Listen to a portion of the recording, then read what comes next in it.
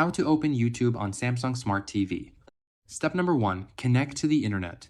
Before anything else, make sure your Samsung Smart TV is connected to the internet either through Wi-Fi or an Ethernet cable. You can check this in Settings under Network.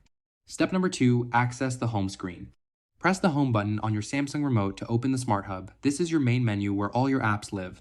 Step number 3, go to the Apps section.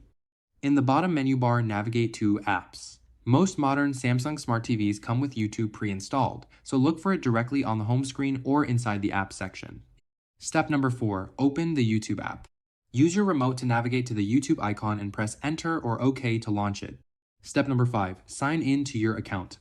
If you want personalized content, select Sign In. You have two options. Sign in with your phone by opening YouTube on your phone, tapping your profile photo, going to Settings, then Watch on TV and selecting your TV, or sign in with a code by choosing Sign in with web browser, then visiting youtube.com/activate on your phone or computer and entering the code shown on your TV screen.